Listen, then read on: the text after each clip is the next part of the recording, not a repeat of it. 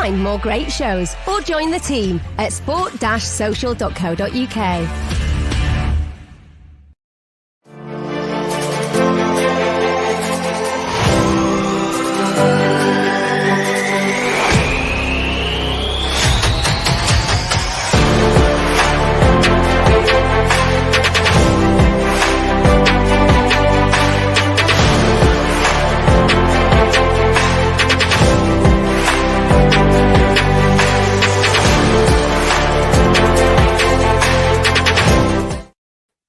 Hello, welcome back to Masterclass, the Manchester United Tactical Podcast. I'm your host, Haider Rubbani. Rob's face says it all.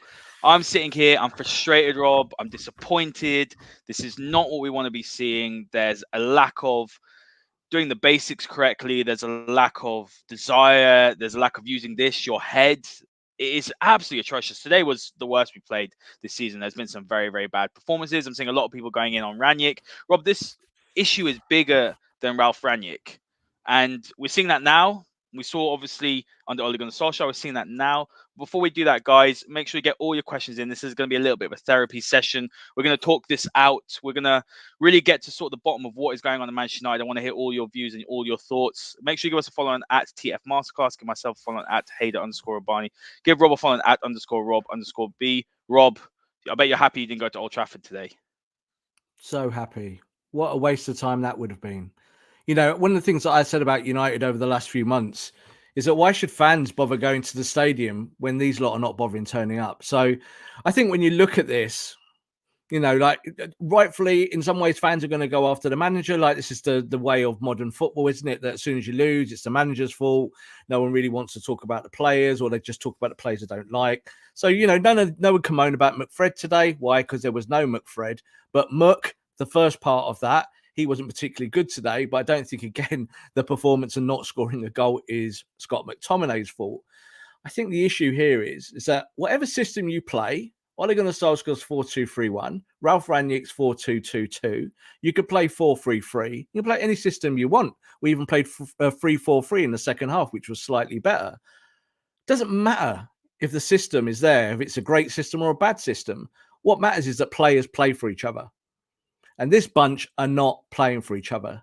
The best thing about today, by a million miles, was the performance of a centre-back who hasn't played for us for over 2 years, who played with his heart and went in there and took that badge and played with what it means to play for that badge. And you saw today that Phil Jones wanted it. Yeah, Phil Jones wanted it. I can't really say that about the other 10 players out there, you know, maybe give or take De Gea. And I think this is the problem, is that people can... I think that the big issue here now, going forward, this is what I was thinking during the game, so I'll say it outright. I think when you have an interim manager, it either works really, really well, because you get someone like Solskjaer, and he picks everyone up, and they go bang. Or you get an interim manager, and everyone goes, I'm on holiday for 6 months.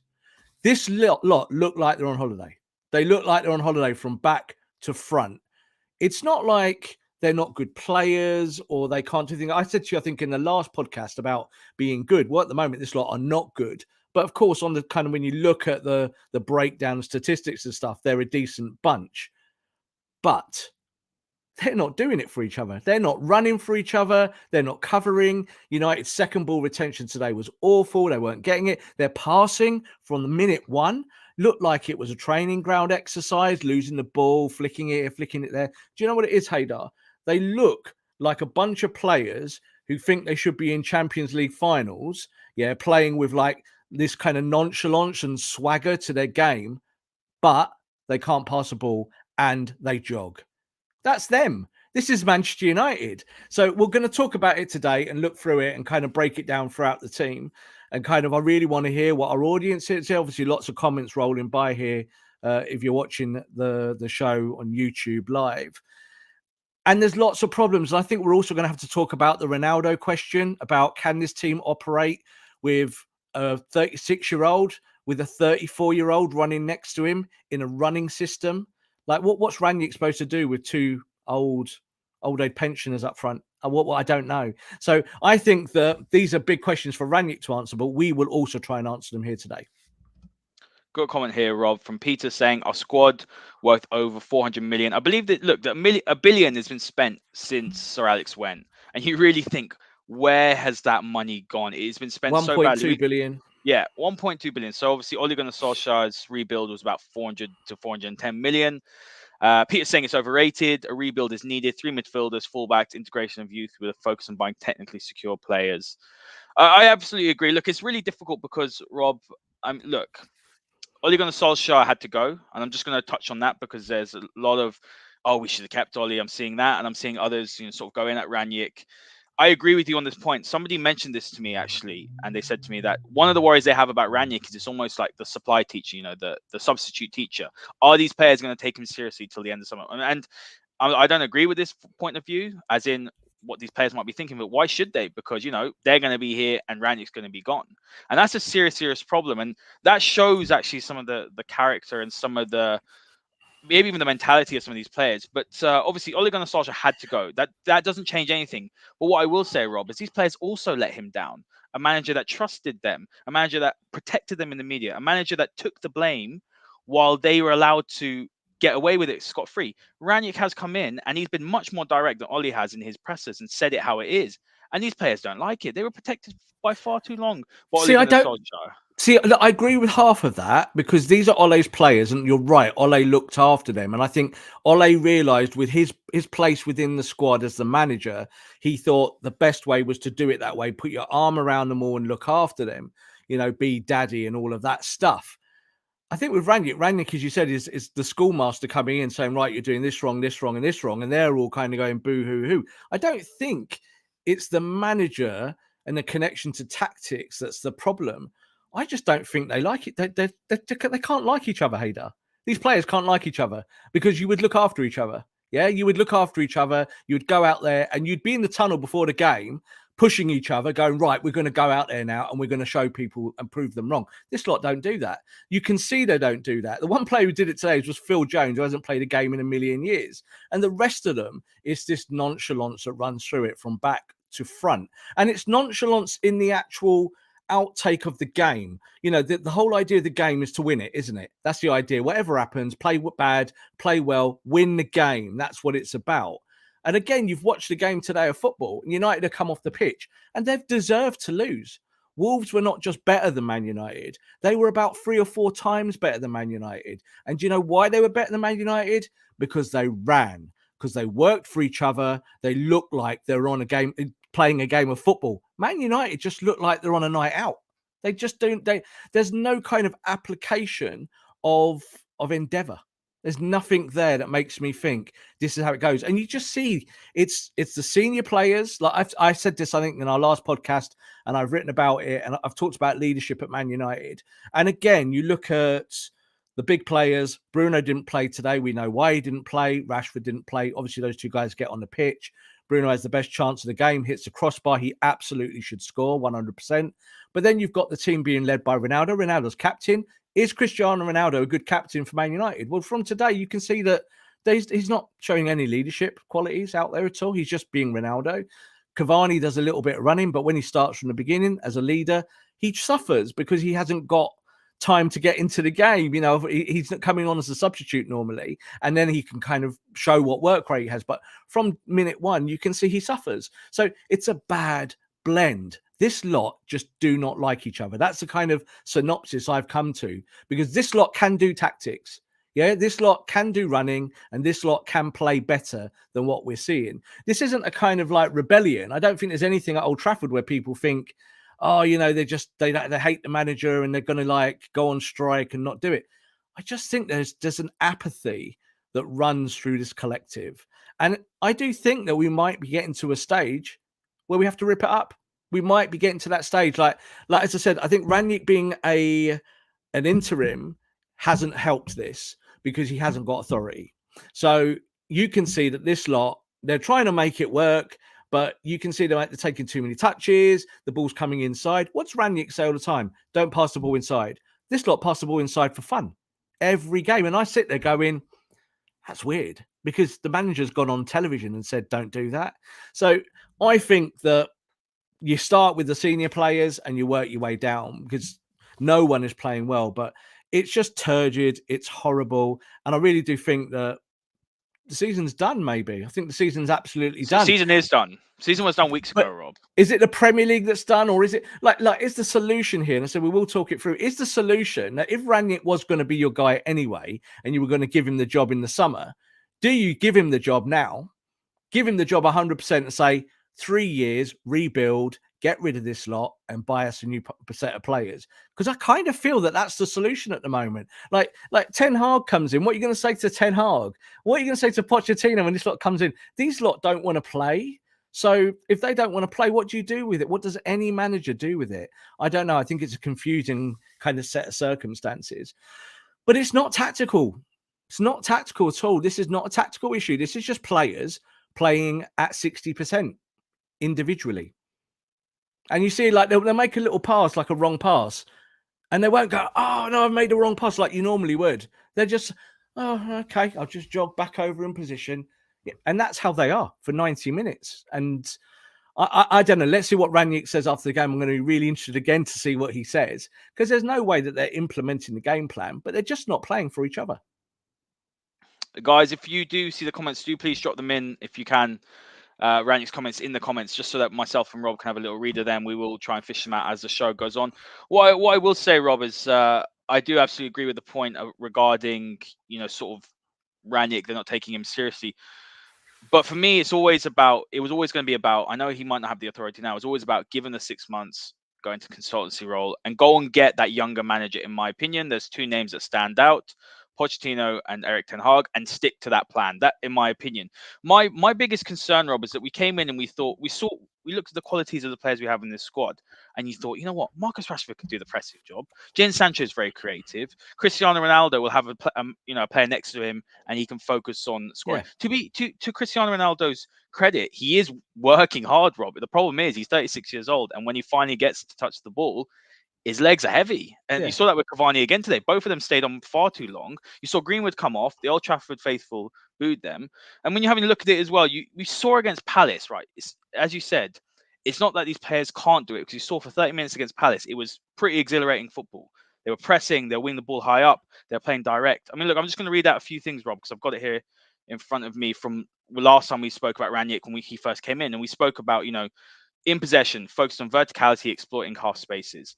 And we also spoke about overloading the wide areas and build up, the omnipresent number sixes. We saw that from McFred in the first game.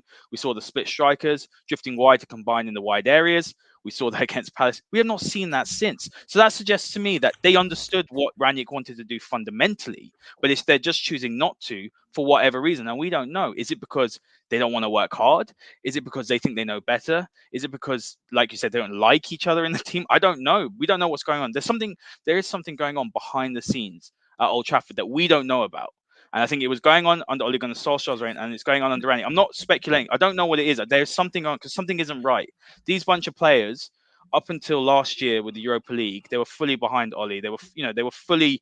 You were thinking, right, United get this summer right with the additions they get. We're going to push on and go closer to the title. We are so far behind. You watched Liverpool versus Chelsea. That was just in a different universe to what Man United are playing. The intensity, the quality, everything about it. The players understanding their roles and their systems under two very good managers in Tuchel and Klopp. Man United are so far behind. I don't really know what the solution is. I mean, I'll tell you what my solution is. Don't give Rangnick the job full time. Drop all these big name stars. Play the younger ones who, what did Rangnick say when he came in? Or what's his transfer sort of policy? Why does he choose younger players? They're less likely to care about their reputations. They're more likely to, sort of listen to instructions. They'll do the work that's been asked of them. Pressing, for example. We did not press. We didn't press today. We didn't press last game. We haven't pressed the last few games. We've seen none of that. I highly doubt Rangnick sitting there in training and saying, guys, don't press. He's telling them to do it, but they're not doing it. It is absolutely crazy. And we always say, you can't sack a whole squad of, 30 odd players. You can only get rid of a manager if you want change. Man United might have to get rid of 10 of these players in the summer, Rob, and bring them in. It's actually a mess, if I'm honest with you. I think there is a realization at Manchester United that this is kind of the end of a project. So what I mean by that is that they gave Ole a lot of money, they gave him a lot of backing, and they gave him time to kind of form a squad. So he took the squad out of Mourinho's time. Off went Lukaku, off went Sanchez. They restructured, and they got somewhere to a certain point. Now, you said at the top of the show, Ole had to go, and we make that assumption on results, don't we? But what we're seeing is that this is not a managerial issue. This is a player issue. So it doesn't matter if you've got Pochettino at the club with this lot. It doesn't matter if you've got Ten Hag with this lot. It doesn't matter if you've got Guardiola and Klopp with this lot. The problem is this lot. It's this blend of squad building. And I think the reason part of that is that there are several members of the squad who are on their way out. We know this already in terms of end of their contract, end of their use to Manchester United. So they're going to get shown the door. And I do think that in terms of the cliques at Manchester United, that there is maybe some bitterness there in terms of friendships, alliances and allegiances that have been built up over many years at Man United between certain players. And I think that is reflecting in performances. But again, we're a tackle show here. We can't make too many assumptions like that because that becomes too wild. It becomes like a fan channel then, doesn't it? We're just kind of going, this could be the theory, that could be the theory, X, Y, and Z, and going along like that. We're trying to look at it tactically. I think for the rest of the show, we will do that. We'll try and look at what is going wrong from back to front because the shape of the team, I think, is fine. Like, I'm looking at this 4-2-2-2. And I'm not seeing huge issues with it. It's not getting ripped apart. What's the problem here? And what we're seeing repeatedly is individual mistakes all the time, non-stop, every position, back to front. That is the problem. So when everyone's making a mistake, you can't carry that. Doesn't matter what system you're doing. And this is the whole point of the kind of, you look at the centre-backs today, you look at the full-backs, you look at the midfield with the 2 6s, you look at the 10s, and you look at the 9s at the top end. And those pairings just don't work. Like, the best pairing today was Varane and Jones. Those they looked after it. You think about how many chances that Wolves had, and Wolves only won the game 1-0. Wolves could have won this game 2-3, 4-0, but the centre-backs actually did a fairly decent job of blocking, of getting in the way, of working the ball out from the back as well. They did okay. But then when you look at kind of how the midfielders worked, like Matic just looks like he's 58. He doesn't look his age. McTominay couldn't pass the ball at all today. Like, every pass he did was wrong. You look at the top end of the pitch, you look at Mason and Jadon. I thought Mason was okay. I thought Jadon was a disaster. Jadon going out the wrong times, coming in the wrong times, passing when he shouldn't pass, and when he should run with the ball, not running. It's kind of like, what are you doing? And then at the top end of the pitch, like we've touched on with Cavani and with Ronaldo, I think they both just looked tired from the previous match. They started that match. And Cavani looked useless, wasn't closing down the space, wasn't setting traps. And Ronaldo was trying to work, but he can't do the work at 36. And if someone can't do the work, Haider, the answer is that they do not play. That is it. That's the bottom dollar. So I think we might see some mad changes from Rangnick now, because I think he'll be looking at this and going, well, my job's on the line here as well. I don't want 6 months to come here and look like I'm a complete what. So I'm going to rip this up and do my own thing a little bit. And I think we might see more of that. But like we said as well in the last few weeks, I'm sure that he's been told by Ed Woodward and all of them on the board who know so much about football but actually know nothing, that they have to play Ronaldo, that these are the key players, these are the shirt sellers, and these lot have to play, because that's how the commerce of Manchester United works. And you see that, I think, in the selections. Well, really good comment here, saying there were too many changes. There's a whole new coaching setup during the most demanding period of the season. Continuity is an issue. McKenna and Carrick staying would have helped. Really good point about, one, the demanding part of the season. Look, they did ask those two guys to stay. They did ask them to stay, so we must remember that. Yeah. So, they both want to go. Look, McKenna's taken the job, and Carrick felt like it was time to go. He was close with Ollie, and you have to respect that. And you have to let these people want to go. You have to let them go. But that would have helped, absolutely. You think about when David Moyes was here, Rob, and obviously he ripped out the whole backroom staff. If he'd kept maybe one or two of them, Moyes could have stayed for another 2-3 years, and that was one of his mistakes. I'm not saying Rangnick's gone and done that, but continuity is very important.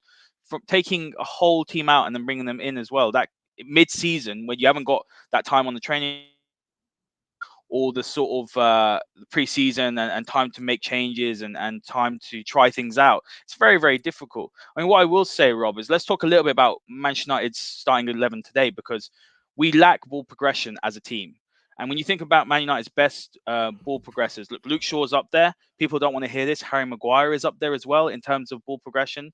You have Paul Pogba as well. Again, people don't want to hear this. These are players that Man United are playing without. And when you look at the squad, the starting 11 that was out there, and you look at the squad in general, a serious lack of ball progressors. And unfortunately, Rob, Man United can't play through the lines. And it's a real problem.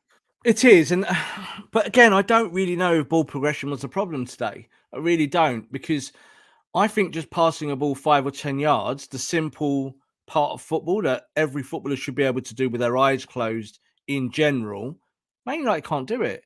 So what if you're ball progressing, where are you progressing the ball to? To someone else in another part of the pitch further up? But then you can't pass it anyway because you can't do 5-yard passes. So, you look at the tactics and you look at kind of how it's shaped up. The reason I think why Rangnick's done this kind of 4-2-2-2 is, one, because it's a system that he likes. We know this. It's a Red Bull system. And it also allows you to get the balls to your number 10s who are kind of in more faux winger roles. So they can go wide and they can then progress the ball. But what's the problem there? Well, you progress the ball and you've got 2 forwards that are not running. So what can you do? You can only either slip the ball in round the back, and if they're not trying to break the line as strikers, which they weren't, Ronaldo was in the second half a little bit more, but in the first half he wasn't.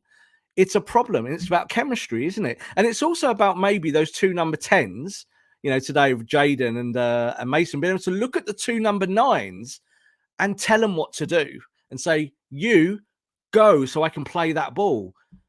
But you're telling me that Jadon Sancho and Mason Greenwood could tell Ronaldo what to do? Nah, doesn't work like that. Do you think that those 2 young lads can tell Cavani what to do? Nah, because those 2 at the top are just going to do what the hell they want because they are who they are. They're superstars. So I think this is why it's all about blending. And that's why at the top of the show, I talked about, like, do these lot even like each other? Because that's what it feels like. It feels like there's no chemistry there. There's no communication. But of course, that's a manager has to sort that out as weeks go on. And I think what we're seeing still at this moment of time is the same issues that got Ole Gunnar Solskjaer sacked. So we're not seeing new issues. This is not Rangnick issues. This is Manchester United issues. This is Solskjaer issues. And yeah, like you said there, Ole had to go and the results were bad, so he did have to go. But I think what we're seeing now, and one of the things we've said on the masterclass a hell of a lot, is that this not always look like tactical problems. It's looked like player problems. But also, like you said, you can't sell 10 players and then just buy 10 players. It doesn't happen like that. But I do think that there is a mistaken hierarchy at Man United. There are players that are too important who shouldn't be. There are younger players that maybe not getting through into the team. There's a whole mix of stuff. And all I do hope is that Rangnick in this next 6 months, that he does mix that up a bit. Like you're saying there, like I know that it's not your opinion that Rangnick should get the job full time. I know you've said that quite a lot.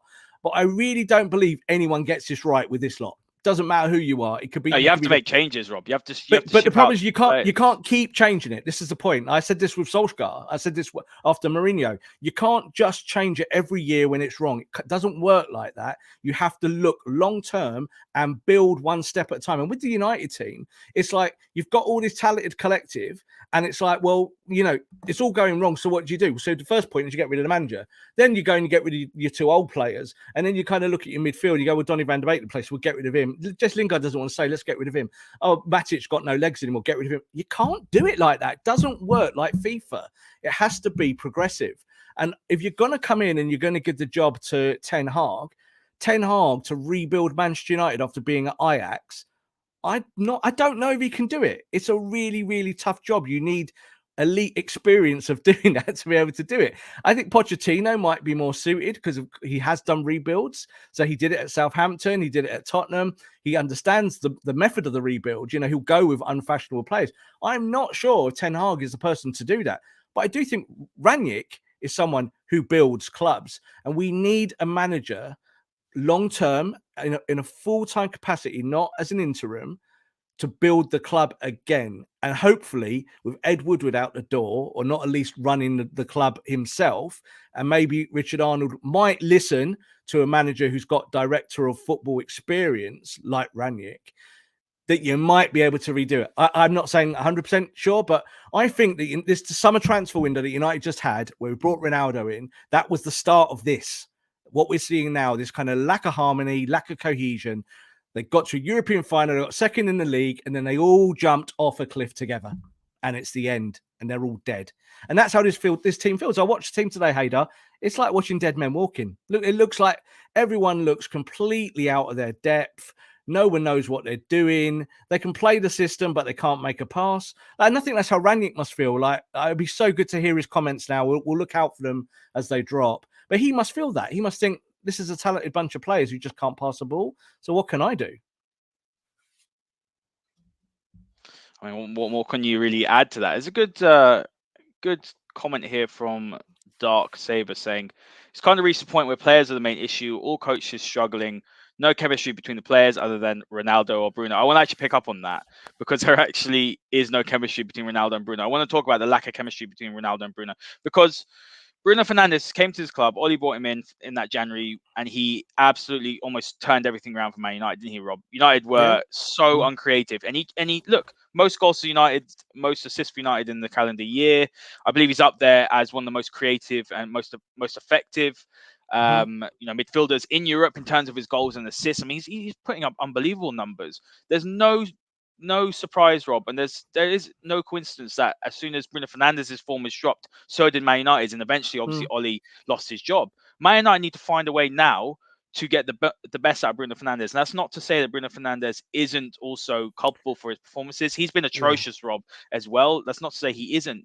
But, you know, the comment here saying, Bruno and Ronaldo can't play together. No. Lots of proof with Portugal. I was prepared to see how it would work with Man United and how it would work with this squad, but it hasn't worked, Rob. Oli tried it didn't work. Rangnick's trying it. It's not really working. Yes, they find each other at times. You know, they were doing that earlier in the beginning of the season under Oli, goals and assists with each other. They can because they both got that quality. But it's one or the other now, Rob. And you got to think, what should United do? And there's going to be a whole load of people that say, no, you got to do Ronaldo. Ronaldo is, and you know, one of the greatest players of all time. He's not that player anymore. Or do you go with Bruno Fernandes, who's the younger one, who you can build this team around a little bit more? It's a serious problem. And the problem is that, so you look at last season, when United obviously came second in the league. There were still issues, by the way. I think, you know, United weren't perfect last season, but there were partnerships and there were combinations. You had the Maguire and Shaw on that left-hand side of defence. You had obviously McFred in midfield, not the best, but they still did the job. You know, you had Pogba on that left-hand side. You had Rashford as well. He was on that left-hand side. You know, whoever was playing with Shaw on the left-hand side had a nice understanding. We saw how progressive Shaw was.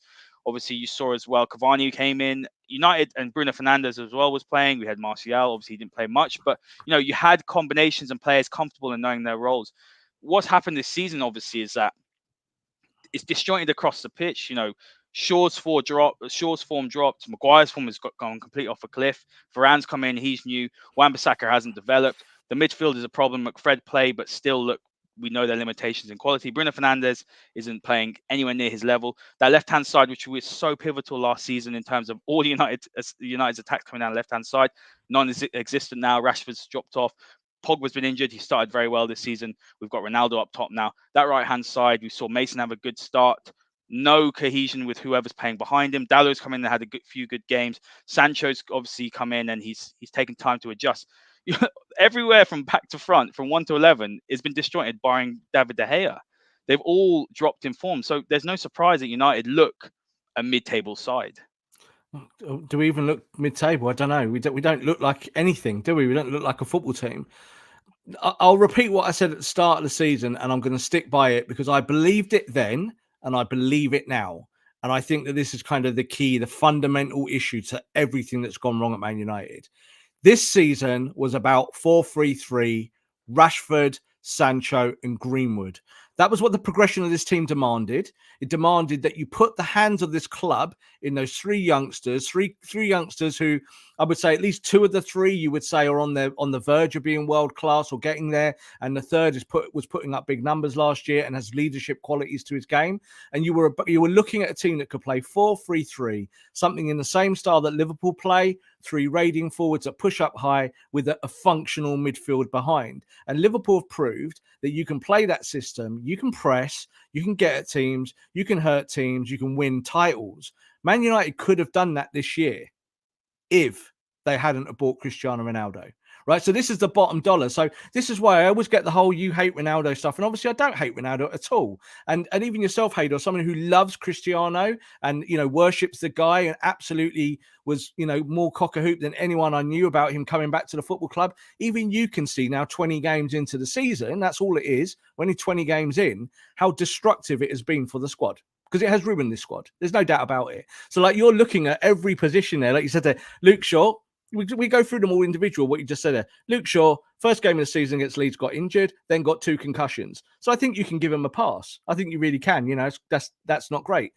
Harry Maguire was injured before the start of the season, played all through the Euros, and just looks like a man lost. Like, Phil Jones played better today than Maguire has for the last 6 months. That's confusing. You look at that and you think that's not great. You then go through the midfield. We talked about McFred and stuff. They're never going to get better. They are what they are. But then you look at the key parts of the pitch. Sancho's never settled since he came to the football club. They've not been able to find a place for him really yet. I still got great faith in him. But from being in this 4-3-3, which I'm sure he would have been sold, he'd have been told that's what United wanted to do because that was what United did want to do. And then suddenly he was going to wear the number 7, wasn't he? Yeah, he was going to be the number 7. Suddenly, mate, you're not wearing the number 7. In fact, Cavani, you're not wearing the number 7 even more. We're giving it to him. So these things create disharmony. They do. It's what it is. It's the workplace. You go further up the pitch, and I think when you look at Ronaldo and Bruno, we said again at the start of the season, Ronaldo and Bruno have never played well for Portugal together, ever. And every time they play together, Bruno gets substituted. Every time. It's not a one-off. Happens every time. So I think that here we go now, looking at this. What should United do? United should bring a coach back in, whether it be Rangnick or someone else, that says this football club is going to be about 4-3-3, and it's going to be about Marcus Rashford. It's going to be about that boy up top, Mason Greenwood, and it's going to be about Jadon Sancho. And we build this football club around the foundations that we wanted to build them around 6 months ago. But then what happened? We got the best shirt seller of all time who used to wear this shirt, and it all changed. I don't want to diss Cristiano at all. This is not a kind of bash Cristiano moment. He's 36. He's old. Playing in the Premier League at 36 is tough for anyone because you've got to run like a dog. And he can't run.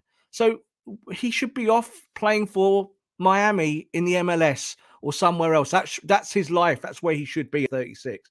He shouldn't be trying to run crazy around Old Trafford in the freezing cold, wet and rain. It's just not really what he should be doing. Credit to him. He came back. He wanted to prove something. He's unfortunately going to leave without proving it. That's just how it is. And I think that connection between him and Bruno is not just a problem, but it's actually one of the directing factors. And the directing factor is this, and that is that you keep Bruno Fernandes because he's worth a lot more than Cristiano to you. And unfortunately, you have to move out the striker. And that's just the way it is. I mean, look, the first area, Rob, that Man United need to address is that midfield. We know this already. United can't control a game. We see that week in, week out. You can't control a game. Can't dictate the tempo of a match. Can't hurt opposition. It's a real problem. And then you're looking at other areas, Rob.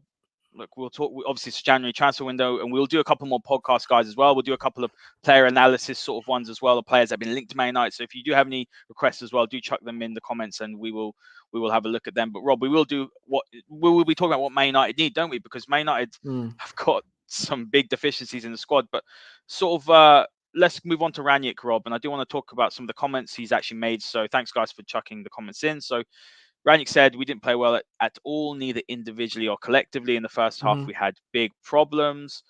We can only improve if we work collectively. I won't be speaking about individual errors and performances. So, look, Rangnick always says the right things. All right, there's another comment here as well saying they are playing with 4 out of 5. Oh, this was Chris Winterburn, actually. So they're playing with 4 or 5 central midfielders, and we couldn't control that side of the pitch. We were struggling when they released the wing-backs. No, Chris was the one that actually tweeted that. Look, it was disastrous. I have faith though that Rangnick knows exactly what the issues are because he's every single presser he says it how it is.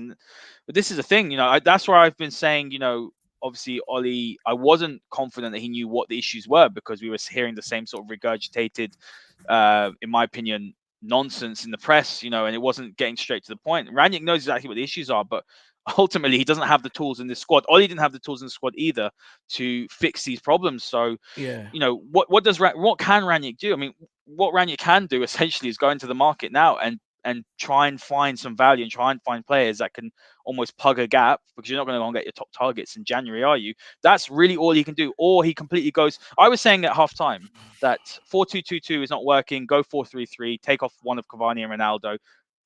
Sort of match them in midfield, win the midfield battle, bring Fred on as well, and then build from there. 4-3-3 is what Man United should be playing eventually, but right now they can't do that with that midfield. It's a serious problem. You couldn't play 4-3-3 today, Haider. The reason why you couldn't play it is that they were playing wing-back system. So if you play 4-3-3 and set traps and do it that way, so you say you set the trap on the left, their wing-backs are so high up the pitch, they just pass through that side of the trap and you're away. So the midfield becomes non-existent. Now, as it turned out, playing 4-2-2-2, the midfield was non-existent anyway. But the reason the midfield was non-existent is because we couldn't pass the ball. So we talk about pressing and we talk about traps and we talk about kind of the intricacies of what you should be doing. When we saw the last match, we saw that at times United were trying to do that. They were trying to set traps. They were trying to bring the ball to one side. What you saw with Wolves today was they just said to Semedo, right, you go and live up that end of the pitch. You drag the fullback with you. So you go and drag whichever side you're on, you either drag Wan-Bissaka that way or Shaw that way. And then we've stretched that part of the trap. They can't press us. So what happened? Man United couldn't press. So today, that's what that was about. Wolves won that battle on the football pitch. So I think we played 4-3-3. We would have still lost the game. That's what I'm saying. It's not a tactical issue. This is about players doing the work and then defeating the opponent in the work. That's how it has to be. You have to outwork them. So this is the whole thing with Rangnick and what he was just saying there. There's still a lot of learning to be done. And we're on game 5 or 6 of Rangnick's tenure. So it feels like every game is like 100 years. Every time we do it, it feels like 700 years of this. It's not. It's only actually been 7 minutes because of the COVID issues and all of these things. But I do think, like you just said there, Rangnick possibly could go into the transfer market. That's the way of solving it. No, I don't believe that either, because I think if you bring new players in, you have to integrate them anyway. It takes time. And generally, players that come in January find it difficult to integrate mid-season, certainly in a COVID season. What you need to do is find an 11 in your club that can do it. That's what you have to do. Just 11 out of 30. Go and get 11 players in your club that can do it. Now, looking at today, I think David De Gea is all right with one of them. I think Luke Shaw is all right with one of them. I think Wan-Bissaka can do it, but can't cross the ball, so that's still a problem. I think you can maybe even start Phil Jones. So Phil Jones plays like I actually think you probably could, Rob. If Phil Jones plays with if Phil Jones plays with the heart and application that he did today, and he can stay fit, Phil Jones plays. Simple as that. It's crazy, isn't it? Here we are, a week on, but no one would have said that yesterday, and here we are one day on, we're going Phil Jones captain and back in the England squad. No, but the point is, you got Phil Jones, and I think Varane today showed signs that he's getting fitter. So there's your back four and your goalkeeper midfield. Scott McTominay can run, but is having problems passing the ball. You look at Fred. Fred has been good up until recently, but his form has definitely fallen away. There's no doubt about it. And Matic has huge limitations. So who have you got? You got a bloke called Paul Pogba. So you've got to get Paul Pogba back into that side. So you get Paul Pogba. You get Paul Pogba back in, but you've also got a guy called Hannibal. Yeah. So Hannibal's going to be at the African nations, and when he gets back, you fast track him into this team. You get him in this team somehow. You find a way of getting him into a system that works for him. Doesn't mean he has to play as a 6, but it just means about having a better collective of midfielders. Then you look at it going further up the pitch. I think Bruno can do it, but Bruno's had some kind of crisis with Ronaldo. There's no doubt about it. Ronaldo's come to the club. Bruno's lost his heart and soul. That has to be addressed. I think Mason is okay. I think Jadon will be okay. And I think Marcus needs to be rotated in and out a bit more, which we're seeing. So Marcus is not playing every game, and I think that's a good thing for him. But then you look at the top end of the pitch, and you're looking at strikers, and we've got a problem. So Cavani is gone, end of the season. I think Cavani would like to go today if he could, because he's got other offers, but he's been told he has to stay. And then you've got Cristiano Ronaldo, who's on £25 million a year. It's a lot of money. Yeah, and United would have to find a way of either getting out of that contract or let Cristiano play, which is kind of seems to be the mandate. Well, you did a show, obviously, for a masterclass on someone like Julian Alvarez, and he is kind of the solution to this. Yeah, you need someone who can do that 9 and 10 role, who can not just work with the ball, but can work off the ball and can add some leadership in there in his own game, taking responsibility for his game. And River Plate are a massive club. Like, I don't say this much, but obviously Man United are my team, but my other team are River and have been my whole life. So, you know, I've followed River for years and years and years in Argentina and Argentinian football. And that is a huge club to be leading at 21. He can do it at Man United. Now, I'm not saying he's the overall answer to everything, but it's the start, isn't it? This is what we have to do in January. Out goes Martial, out goes Lingard, Matic eventually, Mata gone. You can reel them off, can't you? There's so many of them. Van der Beek's probably finished. You know, Ronaldo would now be part of that. Cavani would be part of that. This is like half the team gone, like that. We're talking about real eradication. It feels like some Marvel event where you get rid of all the superheroes in one big light phase, whoosh, and they've all gone and they've all died. It can't be like that. We have to build it properly, but it starts in the January transfer window. So I think he's a good option from River Plate, but at the same time, then you've got to look through it. You've got to find yourself a midfielder, Declan Rice. You know, do you say to Declan Rice, we'll make you the highest paid player in the world because we need you? Yeah, you're not the best player in the world, but we're going to pay 100 million for you, like we did for Harry Maguire once, so not so long ago. You know, that is unfortunately United are going to have to be aggressive to rebuild this team, because I do feel now it's starting to look like a full rebuild rather than just let's tweak it and stick it is a Ronaldo full in. rebuild, Rob. Yeah, It's Ronaldo get you 50 rebuild. goals. Yeah, Ronaldo get you 50 goals, so that's all right. We'll be all right. No, it's not all right. You have to start from back to front. It's a holistic build, and you've got to look at every position. But we have still got 11, I think, that you can put out in the next game that Rangnick can work with. I don't think it's a completely rotten lot. I just think that half of it is rotten, which is bad enough. Oh, look, it only takes one rotten. Some of the comments are brilliant, by the way. way. I'm not looking at the comments here. Sorry, some of the comments here from my views, they are absolutely brilliant and really erudite and spot on, because they're real intelligent comments in here, and I think people get it. I don't think people that watch our show, Haider, you know, they're not looking for the shouty, screaming side of it. They're looking for reasons and solutions, and there are going to be reasons and solutions, just that they're all going to hurt. All of these solutions are not nice, comfortable ones. They're ones where we're going to have to say goodbye to players that we want to play, to systems that we like but don't see, and maybe even managers. And this is what's happened with that's why I sympathise for the people that love Ole Gunnar Solskjaer. You know, I was fine with seeing him go at that point. I think it was the right decision. But I get why people are upset, because these players are not proving that Ole was the problem. They're not. They're proving they're the problem.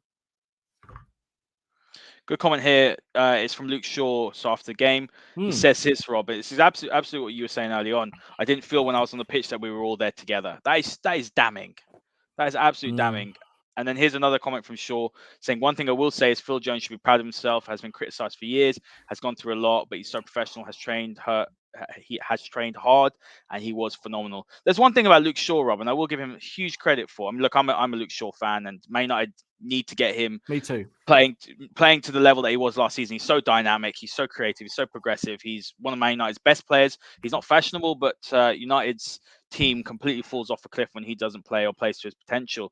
One thing about him, though, is every time when Man United do have a bad loss, and I don't see this from Maguire, Rob. I know he's a captain of Man United, but I don't see, and he almost epitomizes this bunch of players, because for me, that's what the captain does. The captain is a representation of the manager on the pitch. Now, obviously, Maguire was Ollie's choice, but when I hear Maguire speak, I don't see someone that is pulling people up in the dressing room. Look, this is just my opinion. Look, I don't know what goes on behind the scenes, but would Roy Keane have taken, you know, the sort of things that go on? Would Rooney have done that? Would Rio? Would Vidic? None of these players, even back in the day, would Robbo have done that? No, they wouldn't.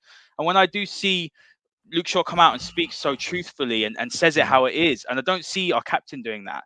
And this problem, as you mentioned, I don't think it's a tactical issue, as we have mentioned throughout this show.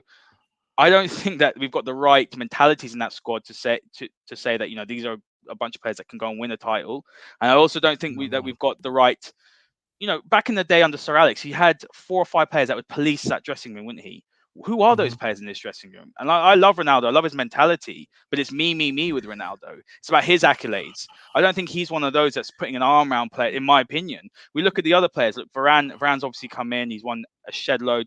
Maguire's our captain. He's not, in my opinion, the right choice to be captain. David De Gea has been in that dressing room again. Not the most vocal, is he? Bruno Fernandes can be petulant when he doesn't get his way or when things aren't going well for him. Paul Pogba is very, very popular, but again, doesn't want to be at the club. Let's be honest. He is possibly angling for a move away.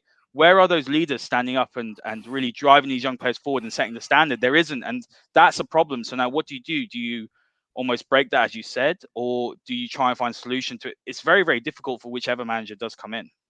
But I think we should talk about what is modern leadership, because you kind of reeled off a load of old players there that used to do old school leadership. And that's just not what leadership is today. And it's not what I'm talking about either. When talking about being a leader, I'm first of all talking about taking responsibility for your own game. Yeah, so I don't care if you're Cristiano with 800 goals or whether you're Aaron Wan-Bissaka. I'm talking about you as a player taking your responsibility to go and do your job to the best of your ability without fail. Yeah, it doesn't matter what anyone else does. Do what you do. You don't need someone like Roy Keane next year pulling your shirt next and pulling you that way and the other. That style of leadership has gone. Look at Liverpool's dressing room. Look at Manchester City's dressing room. Yeah, these are a bunch of talented players in both those dressing rooms.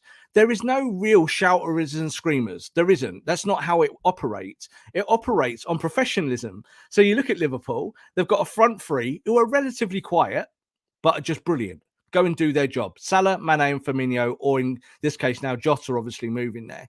The one player that may be in that squad, or two players who are the kind of leaders, are Henderson, obviously the captain, and Van Dijk. But Van Dijk doesn't say boo to a goose. Van Dijk, you wouldn't hear him at the back of my room here because he's so quiet. He's not really a shouter or screamer either. He leads by example. You need players that lead by example. This is what I'm talking about. Manchester City, look at what they've got. Look at the transition from, say, the Vincent Kompany years, where he was the captain, to where they are now. They don't really need a captain because the leadership comes from within. So Fernandinho is kind of the captain de facto of the football club, but no one really cares if he's there or not. He's just part of what they do. So this is what Man United need to become, Haider. They need to become that. We cannot be, superstar destination rival. This is the problem with Man United. We are all about selling shirts and the commerce. And this is why we signed Ronaldo. So if we were a proper football team, what we would have done with Ole and giving Ole what he needed was we would have gone Jadon, Marcus, and up front, Mason. And do you know what we're going to do? We're going to buy you a midfielder. Yeah, we're going to buy you the midfielder that you need. And do you know what? We might need a centre-back and we might need a right-back. So we'll go and buy for those positions.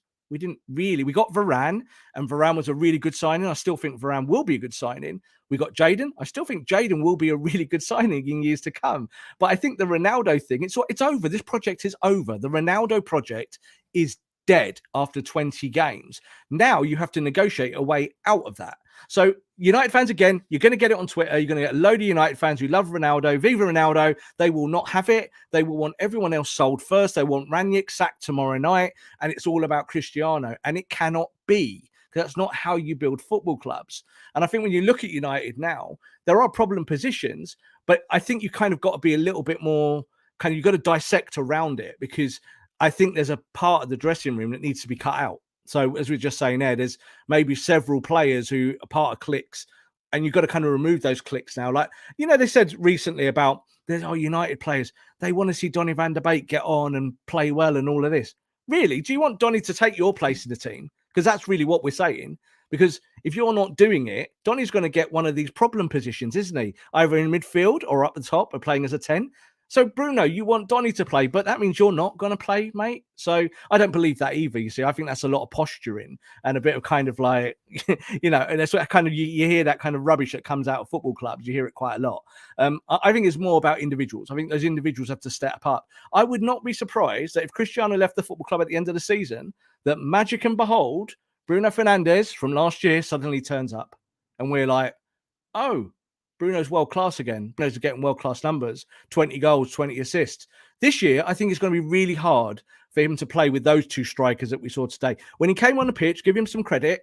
He came on the pitch today. I think he had a positive impact. He played in the half space, so he wasn't directly as a 10. He wasn't really kind of behind the strikers. But then they kind of played a 3-4-3, and he went up top with them. And it wasn't a press because they were knackered. They weren't going to press in the last 20 minutes, but it was a better shape. And I think Rangnick was trying to find his way around that because Wolves' fullbacks were just killing us. The wing-backs, they were so high up, and United couldn't cope with it. They couldn't cope with the duels. One or two passes, midfield beaten. They're on us. And I think Bruno came on and at least we looked like we might get a goal. Obviously, hit the crossbar. So there's something there to work with Bruno Fernandes. And I still think that if you choose Bruno or Cristiano, for me, there's only one choice. And that is that you go with the guy that elevated you last year to second in the league in the European final, because he's the younger talent and he's the guy who I think he still wants it. I look at Bruno, I think he's that kind of guy. I think he comes to Man United to win stuff. I think Cristiano did as well, but I just think that the chemistry of it just does not work. Look, when Bruno came on, Rob, things started to happen. United started to actually create chances. I mean, four shots in that first half is abysmal. But against let's 15, sort of finish... though, that's what the problem is. Like, you get 4 and they get 15. You get 0 corners and they get 6. It's like, what? They are horrific stats. And it was just Wolves deserve to win the game. The stats say 100%, it. And the eye test says it. You know, they were the better team. Yeah, 100%. And that was Wolves' most chances or shots they've had in the first half of Premier League game ever at Old Trafford. I mean, that let that sink in. But look, let's just sort of finish now. Last couple of minutes, final word. I mean, where do we really go from here? I'm sitting over here, and I'm actually quite happy United aren't playing for a while. I know they've got that game against Brentford. Hopefully, it's not going to be put for this week or whatever, because it'd be nice to have a little bit of a break for Man United. It's not been an enjoyable sort of month. And look, it's difficult for Rangnick. I'm not going to sit here and go and have a go at Rangnick, because he's been in the job 2 months.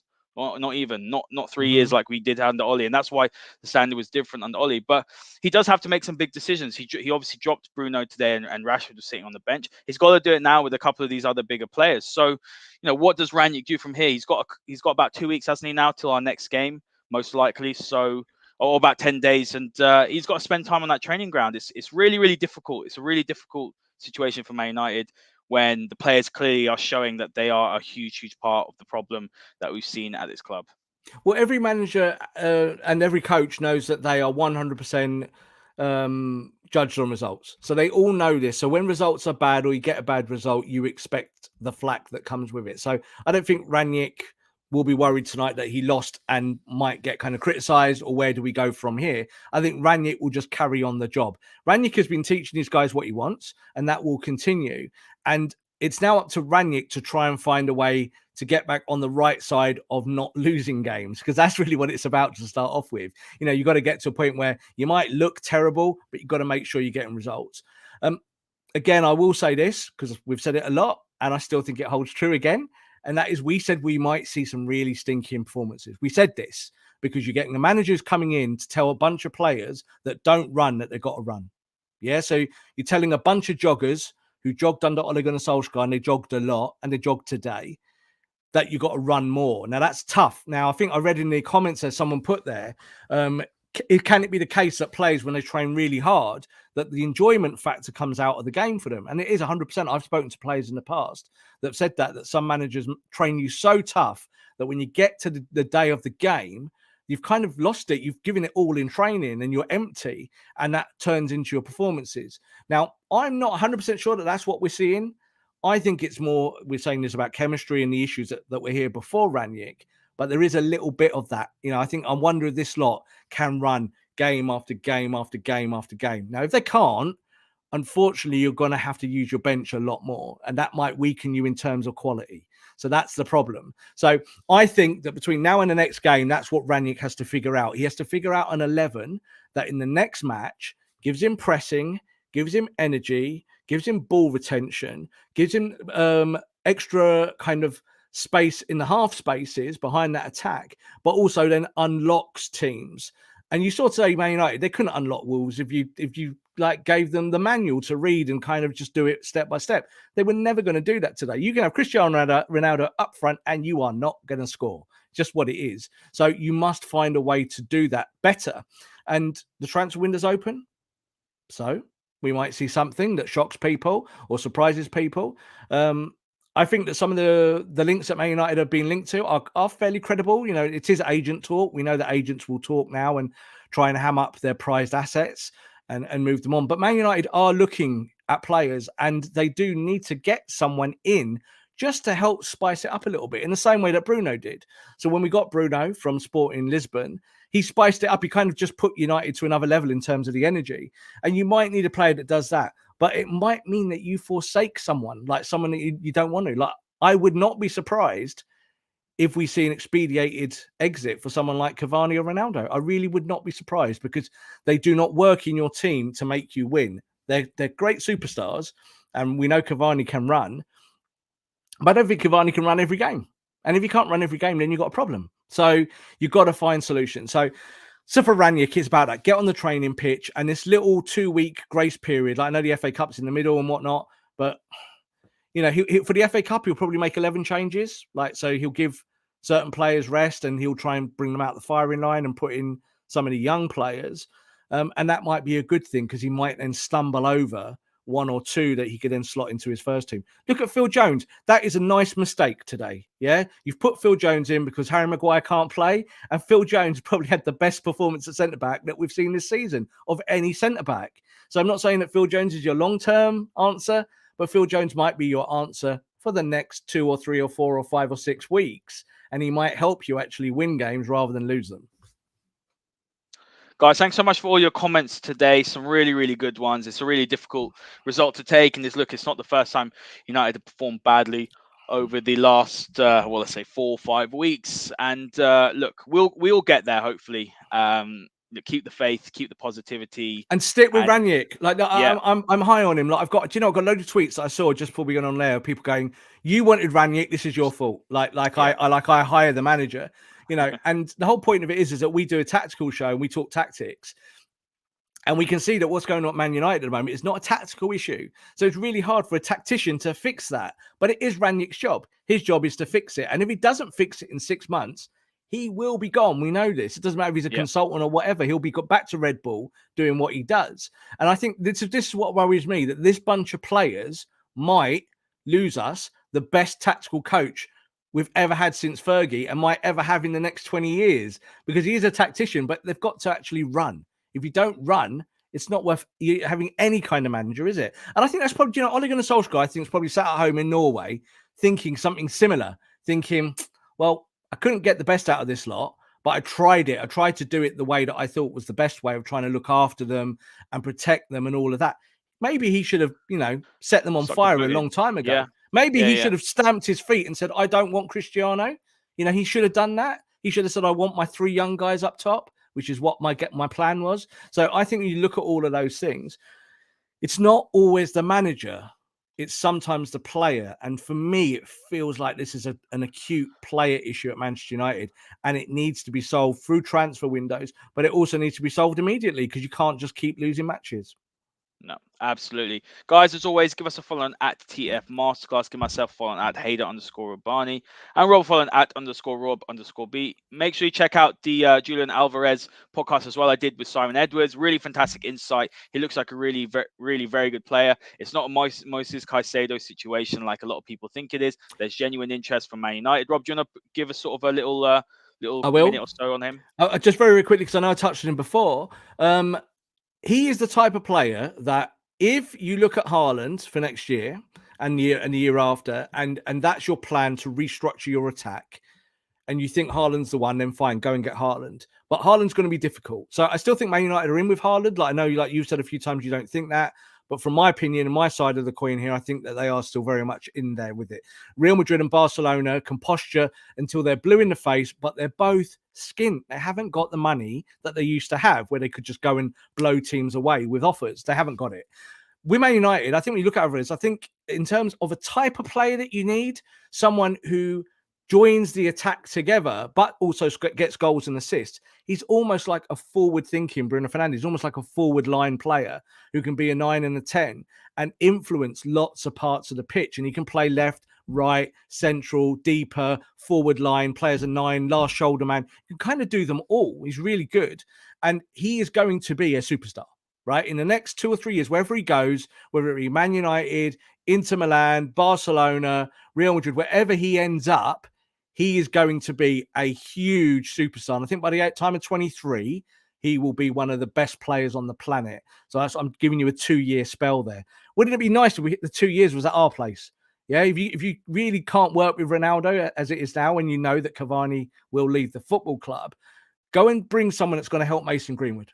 Go and get a striker that's really going to help Mason be the best player he can be in the forward line. And then, do you know what? If you go and get Haaland as well on top, You're laughing, aren't you? Because you then got two players who could be generational talents. So I think that's the first, and that's kind of the way for United fans to look at this, is that if he does become available, and we know that he is, and that he will come to Europe in January, we're almost 100% sure that that's going to happen. Let's hope it is Manchester United. He might not be a superstar that you want on the back of your shirt. I guarantee you within a year, you'll be buying his shirt and Man United will be selling it to you. Absolutely. Look, he's extremely highly rated. He is the number one Argentine striker at such a young age. How old is he? 18, 19, I think he is. Yeah, do you know, he kind of reminds me, like we talked about Ronaldo, but he reminds me in the top end of the pitch, like when I first saw Aguero, which was when I saw Aguero before he ended up obviously at Atletico, and he could do lots of different things. And he had this assurance about his game, even when he was a kid. And you were like, yeah, he's going to be a superstar. And when he went to Man City, I was gutted. I was like, oh, we should come to Man United. David Silva, Aguero, David Silva, the whole load of them that City obviously went after. Torre, all of them. I'm really surprised that Alvarez has not been linked to Manchester City, because he kind of would fit them. Yeah, and they need a striker, don't they? And they've just sold Ferran Torres for like 50, 60 million, and they'd only have to pay after that to go and get this guy. So he would almost fit Pep almost perfectly. But City seem to not be on the radar for whatever reason. Might be because they're going to go and get some guy from Borussia Dortmund in 6 months. Might be the case. But if Man United are looking for a striker, then go and do it now. Go get this young lad, and you can just palm off Anthony Martial. I think the usefulness of Anthony is done. You get what you can for him, get him out the club, and his wage pays for his wage. Kind of quite simple, there's no doubt about it. And then you give him minutes, you give him time, you get him to give him 6 months this year to get acclimatized to the football at Manchester United, and you try and find a new way. Because I think that's what's important now. Like you said, Rangnick with a young manager, it won't be that. It's either going to be Rangnick on his own doing it, or it's going to be Rangnick not in the football club. You say goodbye to Rangnick with a new coach under Murto. That's what it will be, one of those two things. And at the moment, I still don't feel completely convinced by the candidates out there, even though there are good candidates. I think Ten Hag's a great coach. I think that Moutinho is a great coach. We talked about them extensively. I still think that you need some experience in there, someone who's built football clubs. And those two guys have done a little bit, especially Poch. But I think Rangnick's the guy. I think, talk to Jurgen Klopp. Jurgen Klopp would be telling you that. Jurgen Klopp would be saying, give the job to Rangnick, but he's not saying that. And there's a reason why he doesn't want that. He doesn't want Rangnick at Man United. And he's kind of hinted at that, because that would mean that Man United has suddenly got a foot up.